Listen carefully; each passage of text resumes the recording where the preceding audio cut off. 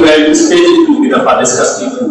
First of all investigation है, जिस पे लेक्चर यूट्यूब पे पढ़ा है। इन्वेस्टिगेशन के बाद क्या है कि कंप्लेंट आती है या 173 की रिपोर्ट आती है।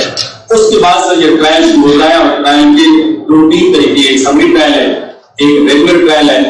एक समरी ट्रायल जो है वो पिछली दफा डिस्कस हो गया था। अब ट्रायल बिफोर मजिस्ट्रेट और ट्रायल बिफोर सेशन है, ये हम डिस्कस करेंगे। और ट्रायल शुरू होता है दो चीजों से, या कंप्लीट अगर हम मजिस्ट्रेट के रूबरू दायर करते हैं या फिर 172 की रिपोर्ट आती है मजिस्ट्रेट के रूबरू, उससे वो कॉग्निजेंस लेता है। और कॉग्निजेंस लेने के बाद वो आगे सारा प्रोसीजर है जो पहले आपसे डिस्कस हो चुका है। सप्लाई ऑफ कॉपीज है, अपीयरेंस ऑफ अब्यूज है और एंगेजमेंट ऑफ काउंसिल है। और उसके बाद ये आप सबको पता है कि चार्ज फ्रेम होता है और चार्ज से पहले जितनी कार्रवाई है वो इंक्वायरी है। चार्ज से ही ट्रायल शुरू होता है। अब चार्ज कैसे है? चार्ज भी शुरू हो गया था कि 221 से लेकर 235 तक, और फिर उसके बाद कौन सा है? उसके बाद एक जॉइंट चार्ज है सब चीजों का। वो आप सब लोगों के इल्म में होना चाहिए कि कौन कौन सी चीजों पे जॉइंटली चार्ज की जा सकती हैं। वहां से आगे फिर चार्ज का प्रोसीजर जो है वो शुरू होता है। ये 239 है। एक तो एक ही किस्म की जितनी ऑफेंसेस है और उसमें जितने मुसलमान हैं वो इकट्ठे ट्रायल किए जाएंगे। सेकंड ये है कि सेम ऑफेंस की ट्रांजैक्शन जितने कोर्स होंगे, एक यहाँ डकैती की है, रास्ते में की है, आगे की है, वो भी इकट्ठे जॉइंटली चार्ज, इकट्ठे उनका चार्ज होगा। थर्ड क्या है कि एक अटेम्प्ट करता है, एक चार्ज करता है, एक जुर्म करता है, उसका अबेटर, उसका कंस्पिरेटर और जो मेन अक्यूज है वो सारे इकट्ठे चार्ज होंगे। थर्ड एक 234 सेक्शन है, उसके मुताबिक एक ही नौकरी के जितने ऑफेंसेस हैं एक साल में with in span of 12 month जो है वो सारे भी इकट्ठे चार्ज होंगे। और इसके बाद जो डिफरेंट कोर्स ऑफ ट्रांजैक्शंस हैं वो और ये सारे जो है ना ये इकट्ठे चार्ज होंगे। अब चार्ज के बाद क्या प्रोसीजर है? दो तीन चीजें हैं कि चार्ज हो जाता है तो आप लोग कहते हैं कि मुल्ज़िम की तरफ से तो उसकी लाज़िम माफ होनी चाहिए। एक प्रोसीजर है, वो कौन सा प्रोसीजर डील करता है? उसके लिए मुल्ज़िम आ गया है तो मजिस्ट्रेट के रूबरू उसके लिए सेक्शन 205 डील करता है।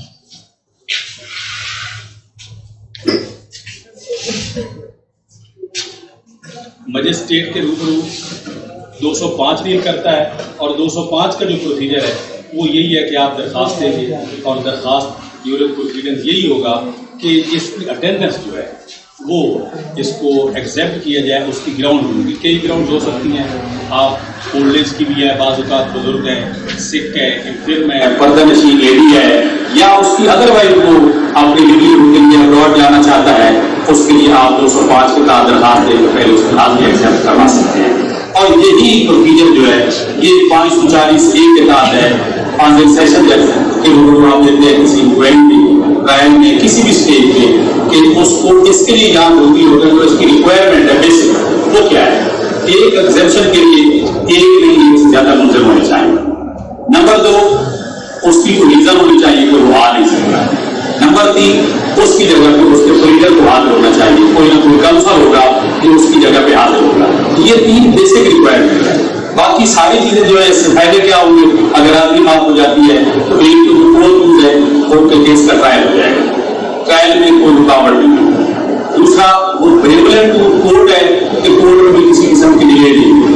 थर्ड ये है कि जो मुल्ज़िम नहीं आ रहा उस मुल्ज़िम को इस एग्नी ऑफ ट्रायल से बचने के लिए उसके कौन सा रिप्रेजेंट करेंगे। इस पे ये चूंकि स्टैचू है ये सारे भाई कोर्ट कई दफा पढ़ चुके हैं, पढ़ सकते हैं, लेकिन इस पे जो बेसिक एक दो अथॉरिटीज हैं वो PL के 2004 है, सुप्रीम कोर्ट पेज 161 वो बहुत अहम अथॉरिटी है, लीडिंग अथॉरिटी है। उसमें कुछ लोगों ने मुल्क से बाहर चले गए दरखास्त देंगे कि हमें माफ कर दी जाए आदमी, तो फाजिल अदालतों ने यही कहा कि अगर कोई और मुल्ज़िम है, हम ये समझते हैं कि लोग बगैर परमिशन के चले जाएं तो उनकी आदमी माफ नहीं होगी। तो इसलिए 2004 सुप्रीम कोर्ट में जितने पिछले लाभ थे 1981 से लेके जो लेटेस्ट तक है सारा उन्होंने इसमें डिस्कस कर दिया और उन्होंने ये फरमा दिया कि आप जो है ना हाजिरी माफ हो सकती है और हाजिरी माफ करवा के ट्रायल की कोई रुकावट नहीं है। अब इसके साथ साथ 3-4 चीजें और है। ये मैं ट्रायल पूरा कंप्लीट होने से पहले जो दरमियान की इंटरमीडिएट की चीजें ट्रायल के दरमियान वो आपसे डिस्कस करना चाहते हैं और ये इसके बाद आप 249 एक ही दरखास्त दे सकते हैं, ये सेशन कोड में 265 एक दे सकते हैं।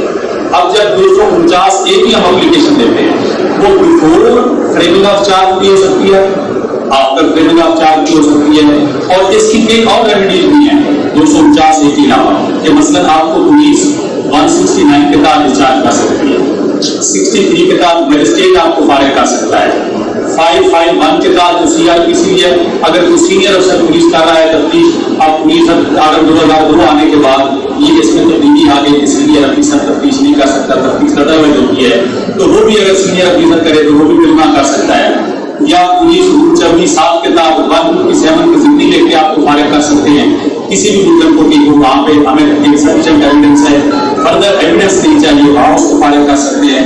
और 265 ए और 250 ए के तहत ये यूनिट ट्रायल मजिस्ट्रेट और फाजिल सेशन जज आपको इस मुजब जो भी है उसमें एविडेंस अगर सफिशिएंट नहीं है तो उसको फारिग कर सकते हैं, और अदालत आलिया के पास आप 561 ए के तहत जा सकते हैं। ये 5-6 आपको रेमेडीज है अगर आपके खिलाफ सफिशिएंट एविडेंस नहीं है। अब 249 ए क्या है एक्चुअली, वो तो रेमेडीज है, 249 ए मजिस्ट्रेट के रूप है, और ये यही है कि अगर अदालत ये समझती है और आप ये समझते हैं कि चार्ज ग्राउंडलेस है और देयर इज नो प्रोबेबिलिटी कि कोई चांस भी नहीं है of the accused being convicted any offence, कि कोई चांस नहीं है, प्रोबेबिलिटी नहीं है, कोई चार्ज ग्राउंडलेस है, कोई एविडेंस नहीं है, आप एप्लीकेशन लेके 250 ए के तहत बरी हो सकते हैं मजिस्ट्रेट से। और 265 ए के तहत यही है कि अक्यूज ऑफ एन ऑफेंस जो भी है जितने भी है उन सब में यही है कि वो कंसीडर करेंगे कि whether there is any probability of conviction of the accused, अगर नहीं है इसमें भी वो आपको मुकम्मल तौर पे फारिग कर सकते हैं। ये वो चीजें हैं कि जो आप सब हजरात यूनिट ट्रायल इस एग्री से बचाने के लिए अगर अभी एविडेंस इनसफिशिएंट है, चार्ज ग्राउंडलेस है, प्रोबेबिलिटी ऑफ कन्विक्शन नहीं है, तो आप मुलजमान को डिक्लेयर करवा सकते हैं। अब इसके अलावा क्या है कि चार्ज फ्रेम हो गया, चार्ज फ्रेम होने के बाद क्या तरीकाकार है, चार्ज फ्रेम होने के बाद या तो आप प्लीड गिल्टी करेंगे या मुलजिम कहेगा कि मैं ट्रायल क्लेम करता हूं। आप अभी राय साहब ने बताया हार्ड केसेस में, तो यहाँ मैं एक बात करना चाहूँ, अगर हार्ड केसेस में आप वकील हैं और आप समझते हैं कि 337 है, 337 F5 है, या कोई भी ऐसा ऑफेंस है जिसमें सिर्फ ज़रर है, कंपाउंडेबल है और उसकी सजाएं 2 या 3 है, तो उसमें आप उनको उसी स्टेज में ये सेशन कोर्ट में तो 265 डी है और 265 बलिया अक्यूज है, आपकी प्ली इस पे सबसे नया अथॉरिटी क्लियरली 2009 है, लाहौर हाई कोर्ट की पेज 312 है। इस अथॉरिटी को मैं समझता हूँ कि जुडिशियल अप्रूवल इतनी देगी, वरना इसको अगर आप मद्देनजर रखें, इसको आप स्टडी करें, तो ये मुकम्मल तौर पे हार्ड के केसेस इसी स्टेज पे खत्म हो सकते हैं, चार्ज के स्टेज पे खत्म हो सकते हैं। उसकी इधर ये है कि अगर चार्ज में वहाँ उन्होंने नोटो कंटेंडो की डेफिनेशन और उसको बारो किया है वर्ल्ड और बाकी कवानीन से, जैसे प्री बार्गेन का कानून है, ये आपके नेशनल अकाउंटेबिलिटी ऑर्डिनेंस में या इस्लाम में कंप्रोमाइज का अदरवाइज उसको कंपाउंडेबल किया गया है, ये प्री बार्गेन है एक किस्म की। तो इस स्टेज पे आप अगर कह दें कि मैं इसको कंटेस्ट नहीं करना चाहता, इसकी जो अमाउंट है आज से देख के मुझे फारिग कर दिया जाए, तो वो अदालत कन्विक्शन के बगैर आपसे वो जेल की अमाउंट लेकर फारिग कर सकती है, और इसको फर्दर ट्रायल की जरूरत नहीं है। और उस कन्विक्शन को ये नहीं है कि आप कन्विक्ट हो गए हैं, क्योंकि इसके लिए ये बाद में तकरीबन 2005 या 3 में इस कसास संदेश के ऑर्डिनेंस में तब्दीली लाकर 337N2 इंट्रोड्यूस कराया गया।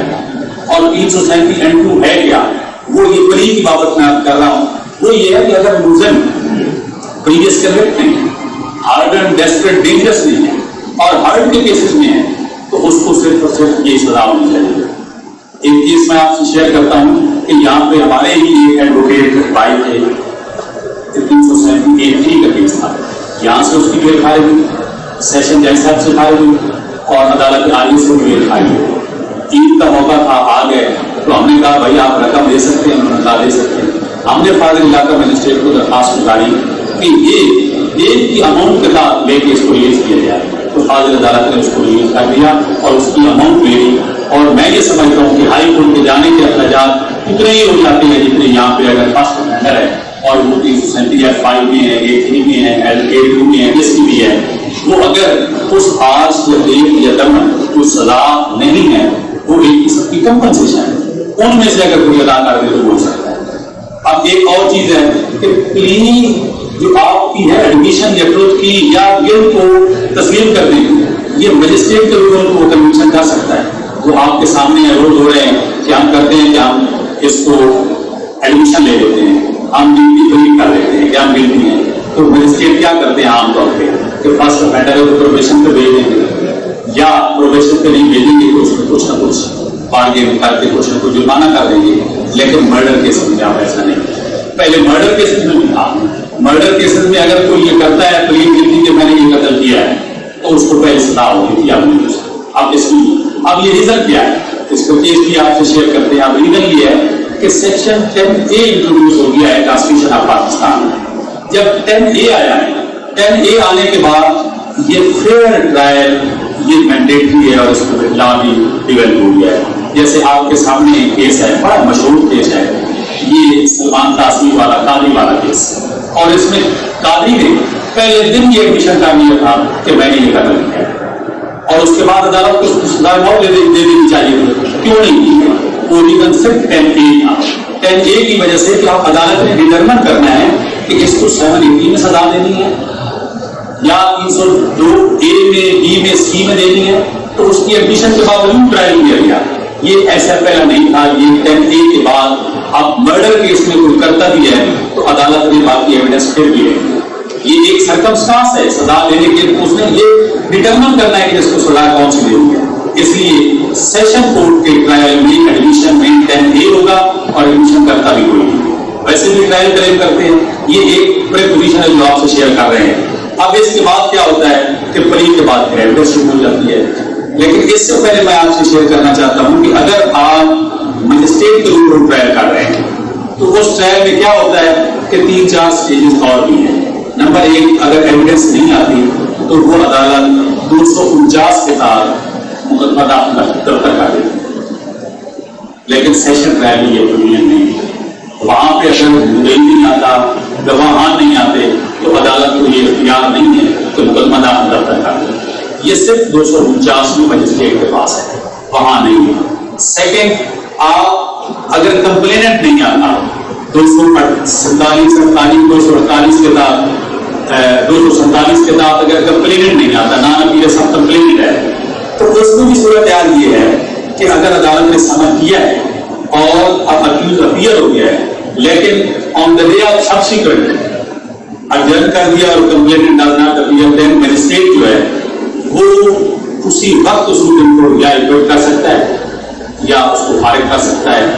اور اس کے بعد 248 کے تحت مجسٹریٹ کے پاس یہ اختیار ہے کہ اگر آپ کوئی کمپلینٹ کا کونسل یہ چاہے کہ اس کی کمپلین وڈرا ہو جائے اور وہ بفور فائنل آرڈر اگر چاہتا ہے تو مجسٹریٹ پرمیشن دے سکتا ہے کہ وہ وڈرا کر سکتا ہے. لیکن اس کے بعد سیشن ٹرائل میں یہ پروویژن نہیں ہے. اگر عدالت نے سمن کر لیا ہے، طلب کر لیا ہے، اور طلب کرنے کے بعد ان کے پاس یہ اختیار نہیں ہے، نہ تو 249 کے تحت مقدمہ دفتر کرنے کا اختیار ہے، نہ ہی نان اپیئرنس آف کمپلینٹ کی بنیاد پہ ایکوٹ کرنے کا اختیار ہے، نہ ہی کمپلینٹ وڈرا کرنے کا اختیار ہے. عدالت وہاں پہ پورا ٹرائل کرے گی. اس کے ساتھ ساتھ ایک اور چیز ہے کہ یہ ایک انٹلیکچوئل بات تھی اور عزیز یہاں بیٹھے ہوئے میں نے پوچھا تھا کہ سیکشن 204 میں کمپلینٹ میں تو عدالت ایشوز آپ سمن کرتی ہے اور سمن کر کے مجھے کو طلب کرتی ہے. جب پولیس بے گناہ کر کے عدالت میں بھیج دیتی ہے مقدمہ تو وہ کس سیکشن کے تحت مجھے کو طلب کرتی ہے؟ تو وہ بھی 204 کے تحت 204 کے تحت ہی 190 کے کاگنیزنس کے بعد جب عدالت یہ سمجھتی ہے کہ مجرم کے خلاف سفیشینٹ ایویڈنس ہے تو وہ بھی اس کو طلب کرتی ہے اور وہ طلب اسی کے تحت کرتی ہے کہ یہ 204 کے تحت ہی طلب کیا جاتا ہے. کاگنیزنس کے طریقہ کار جو ہیں وہ دو آپ کے سامنے آ گئے. تیسرا، کاگنیزنس عدالت خود سو موٹو بھی لے سکتی ہے کسی آفینس کا. عدالت کے روبرو اگر کوئی پرچی ہوئی ہے، کوئی کنٹیمپٹ ہوئی ہے، کوئی ڈاکومنٹ ٹیمپر ہوا ہے یا کوئی ادر وائز ہوئی ہے تو اس کے لیے یا 193 کی اپلیکیشن ہے تو 475 کے تحت آپ عدالت کے روبرو بھی آ سکتے ہیں۔ اب اس کے بعد فردر کیا ہوگا؟ فردر یہ ہوگا کہ آپ کی ایویڈنس نکالو۔ پہلے ایویڈنس کس کی آئے گی؟ مستغیث کی آئے گی۔ یہ مستغیث کی ایویڈنس کے بعد ملزم کی ایویڈنس آئے گی، اور اکیوز اگر پلیڈ نہیں کرتا تو وہ پہلے آ گیا کہ ایویڈنس آئے گی۔ ایویڈنس کس طرح آئے گی؟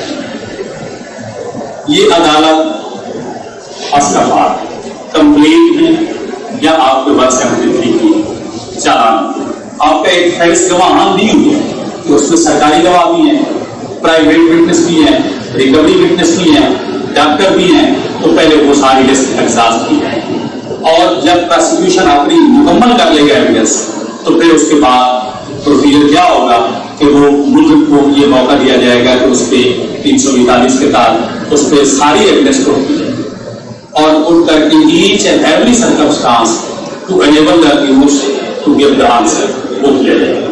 اگر وہ اپنے جواب دے کے اس میں کوئی ڈیفینس آف کرتا ہے تو پھر وہ اپنا ڈیفینس کی وٹنس دے سکے گا، اور وہ وٹنس دینے کے بعد پھر یہ اس کا جو رائٹ ہے یہ چاہے تو 342 کے تحت وہ بطور کوئی وٹنس آ سکے، اور وہ وٹنس آنے کے بعد اس کو کراس ایگزامن کیا جائے گا، لیکن 342 نارملی یہ ٹرائل میں اپلا کرتے نہیں ہیں تو اس کو دیتے نہیں ہیں۔ یہ اسی صورت میں دیا جا سکتا ہے کہ جب فرض کر لے اگر ایک ملک کی پلی ہے کہ میں اس وقت کئی ملک سے باہر تھا تو اس کی پلی کو ڈاکومنٹ کے ساتھ اس نے انویسٹیگیشن کے دوران دیا تھا کہ یہ میرا پاسپورٹ تھا، یہ میرا شناختی کارڈ ہے، یہ میری ٹکٹ ہے، اور میں اس وقت وہاں کے موقع پہ نہیں تھا، تو اس کو پروو کرنے کے لیے وہ خود بھی ایویڈنس میں آ سکتا ہے، ڈیفینس اپنی ایویڈنس دے سکتا ہے، اور ایویڈنس دینے کے بعد اس کو پھر اس کے مطابق ڈیل کیا جائے گا، اس کو کراس ایگزامن کیا جائے گا، تو اس کے بعد جو ہے وہ عدالت میں جب ڈیفینس ایویڈنس کلوز ہو جائے گی اس کے بعد پھر عدالت جو ہے وہ اپنی ججمنٹ ڈلیور کرے گی۔ اب اس میں 3-4 چیزیں اور ہیں پورے ٹرائل جو بہت اہم ہیں، ان کے لیے پورا ایک لیکچر چاہیے۔ ایک تو ایگزامینیشن چیف ہے، کراس ایگزامینیشن ہے، ری ایگزامینیشن ہے، سمنگ آف وٹنس ہے 540 کے تحت، اور پھر اس کے بعد جو ہے وہ ایک فردر چیزیں ہیں، بیل ہے، پری ارسٹ بیل ہے، آفٹر ارسٹ بیل ہے، وہ ساری چیزیں ہیں۔ تو آج چونکہ یہ ٹائم اتنا ہی ہے، 6 سال کا لیکچر شروع ہونا ہے، تو وہ میں سمجھتا ہوں کہ اگلے لیکچر میں اس میں ایگزامینیشن آف وٹنس بھی ہوگا، کراس ایگزامینیشن بھی ہوگا، ایگزامینیشن ان چیف بھی ہوگا، اور یہ سارے بھائی اگر پڑھ کے ہیں تو وہ اور آسانی ہوتی ہے تاکہ آپ کو بھی اور ہمیں بھی کسی طرح کو سمجھانے میں بھی آئے گی۔ تو آج کے لیے یہی کافی ہے، تو میں آپ سے اجازت چاہوں گا، آپ کی مہربانی، شکریہ کہ آپ نے سنا۔